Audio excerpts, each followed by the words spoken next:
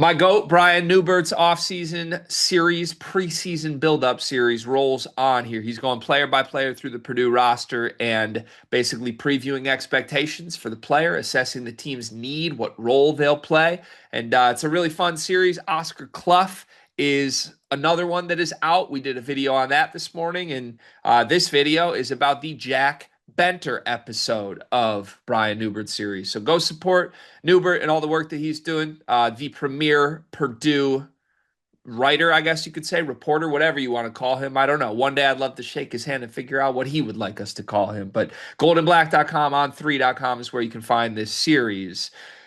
Jack Benter, controversial player in our circles because you make a lot of jokes at his expense. I downplay what his role will be, and then Purdue fans usually hit us in the comments like, y'all are sleeping on this dude. He broke a backboard in high school. The coaches say he's shooting the lights out. He's a prospect that's gonna play. That's usually what we get. Well, I tend to take Newbert's word for it with stuff like this because he's talking to coaches and he usually knows what's going to happen with this team before it happens. So read the article, his expectations for Jack Benter. When you get to the assessing need portion of this, this is what Brian Newbert wrote for Jack Benter. Quote, Purdue doesn't need much, to be honest, given the strength of its returning nucleus, but need is just part of the equation. Coaches are so high on Benter, it looks like they are going to play him in a meaningful role somewhere, somehow, some way. End quote. If you want more details on exactly what he means by this, go read the full article. We're not going to read it word for word, but he goes into detail on what that role could look like. I think he's right with the first half of that. They don't need anything. This on paper, Jack Benter does not need to be in the rotation and may not be for this team to win a national championship. But the second part of this, the coaches are so high on Mr. Jack Benter, they're going to play him in a meaningful role. You buying this? I guess what I would ask is what does meaningful mean to Purdue basketball? Because I guess when you look at it and what this team is going to be, right? I think in the practice clips we've seen, obviously we're not in the building. There's people that cover Purdue that are in the building that I highly recommend checking them out, listening to them, like Brian Newbert. But it seems that Benter right now, given what the team is getting a lot of minutes at the four, possibly. But also there's a lot of chatter that, he's more of a three than a four, but he's playing four because that's kind of what this Purdue team needs. In my head, there's no need to play Jack Benter at the three because I think you have other options that you can play at the three on the team. Now, at the four spot, obviously TKR, you want him to take up a lot of those minutes there. But with Liam Murphy being hurt, basically, and have you heard anything about when he's coming back? Is he even like started like contact stuff? I don't think he's going to be back for a little bit. I'm not gonna act like I know, but Okay. I feel like I've seen him in the mix hmm in the last month or so. Okay, but let's say like he's not ready to go or there yet. Maybe there's a role for Jack Benter spotting TKR at the four when TKR needs a little bit of a break. So, is that meaningful? Sure. Would I rather have TKR on the floor? Yeah, but there might be a moment where you need somebody to spell TKR in the front court, and Jack Benter's probably their best option right now, um, with Liam Murphy out.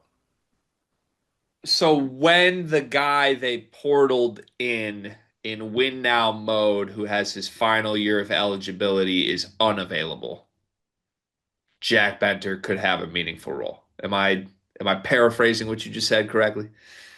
If let's say TKR is in foul trouble, That happens a lot. that happens a lot. You're A gonna need lot. someone Yeah. need someone to play the four, unless Payne goes Jacobson Clough, which I don't see him doing, or your centers are absolutely shit in the bed for you.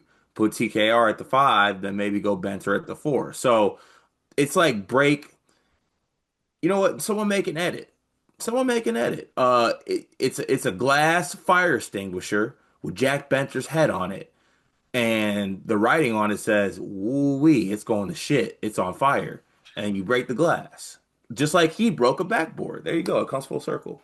Yeah, I don't know that that needs a graphic. I think I'd push back on you there, but okay.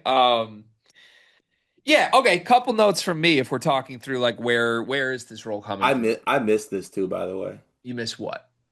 You know, 2 years ago it's Lance Jones, which credit to Purdue fans, y'all were right. You know what I'm saying? I'll give y'all that.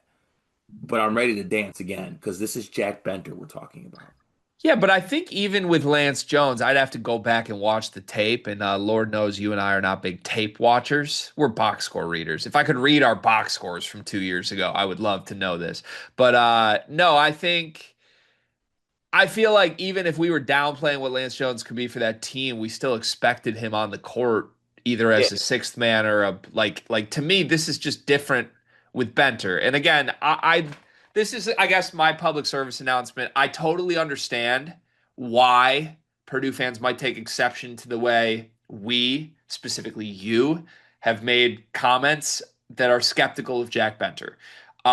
We are comedic in nature with a lot of those. If we don't think a guy's going to factor in, usually we just call you Gabe Cups and keep it moving. I think Purdue fans could appreciate that, honestly. It's not meant to be serious at all times. The reality with this Purdue team is different contextually than the last 27 Purdue teams. For example, this is what I mean. On this year's team, the 12th guy would likely be the eighth guy on a normal Purdue basketball team. That's how I feel about Jack Benter. It is less about what he is or isn't capable of doing than it is what this team has in front of him and what this team's mission is. This team's mission is to win now, right? Last year's mission, and we were told this coming into the offseason from Purdue fans and reporters alike. Coming into last season, it was let's see what we got. Let's give guys some chances. Let's grow. Let's develop. And then we'll go all in 2 years from now. When you're taking that approach, sure, play Miles Coleman, play Cam Heide. Let's see what we got. Play Raleigh Burgess, get him on the floor. When you're trying to win a national championship, you're not just playing underclassmen just to play them. There will be opportunities to get Jack Benter a few minutes in the non-conference season. And if he does well with them, if he emerges as this sharpshooter athlete extraordinaire, then yeah, there is probably a bench minutes role for him this year. But that's not how this roster was built. Just flatly. And that's not an indictment on Jack Benter. It really isn't. Purdue fans take it like we're disrespecting him sometimes. Other than the jokes you make where you call him names, we're not. Like this roster brought in Liam Murphy, who is essentially just a 4 years older, taller Jack Benter, to play those minutes. There is a spot for one backup four, stretch four shooter. And if they wanted Benter to play that for sure, they would not have brought in Liam Murphy. So again, things can change. Injuries shift the situation. I think Newbert even mentioned this in his article. Injuries to Liam Murphy have kind of given Benter an opportunity here that maybe he'll take advantage of. I would even add it's not just Murphy with an injury that's opened the door. Raleigh Burgess injury has opened the door. Because I think there's a chance that Raleigh Burgess could have factored in as the backup four behind TKR. Another big that has shown the ability to stretch the floor a little bit and certainly has more size to help you on the boards and possibly pair with the other bigs. So I don't know what's going to happen, but I know this. I think we have to be perfectly comfortable on paper saying that Jack Benter is not in the plans for this team. That's how I feel. I think he's just right below where I would draw the cut line on how this team was built for what they want the rotation to be. There's probably a guard in there too. Like I know they love Antoine West right now. But are you really trying to tell me that Antoine West, who in most years would probably be the seventh guy on a Purdue roster as a freshman, needs minutes or is going to carve out a role at the expense of Jakari Harris and CJ Cox and Omer Meyer? Like the other part of this team, which is just real, is the big three aren't going anywhere. Trey Kaufman-Renn played 31 minutes a game last year, Cart. Like, if we're trying to carve out a role for backup fours, that comes at the expense of your All American.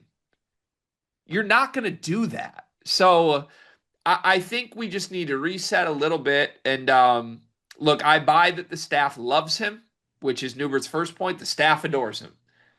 But I don't see Newbert's vision for he's going to have a meaningful role somehow, some way. I'd like to hear the how and the way on that. Barring a big piece of this team missing time, I don't see how you can find minutes for him. Right. And you can adore and it can mean something to you, but it just to me, Jack Benter playing would mean that playing like significant role or playing a good amount, I think would signify something going wrong, in my opinion. I think the best version of Purdue is Jack Benter not playing that many minutes because I think other people can step up. But uh, is it okay if I make a golf metaphor? Yeah. I adore my three wood. It's so fun. Like it is my favorite club. It's my best club to hit. I love it. I truly do. I don't want to use it though if I don't have to. I want to get off the tee box and have an iron in. I don't want to be 200 something yards away from the hole. If I'm using my Jack Benter, I'm renaming my three wood Jack Benter. If I'm using my Jack Benter, that means I'm far as hell out and things are going wrong. So I'd rather just get off the tee box and then have like 100 something yards in and not use my three wood because things are going well. Or things are going so well that you're being a dickhead and messing around, right? Yeah, yeah. That's the other way. Or we reach Big Ten play and I'm undefeated. I'm cutesy. Jack Benter starting off the tee box. Yeah, we're beating Northwestern by 42 with 12 minutes left. Better time. Yeah, yeah. Let me see if I can par three straight holes with my three wood. Bump and run from 150 out with the three wood putty motion with my Jack Benter. I'll run it up there. Get cute. And also to put a giant ribbon on this, because I loved that metaphor, and I'd also like to applaud you for some strides you've made. This whole three wood analogy is only made possible by Carter's golf lessons, where he went from being honestly, a very recreational, misguided golfer, like a guy with the wrong golf intentions, to someone who is now serious.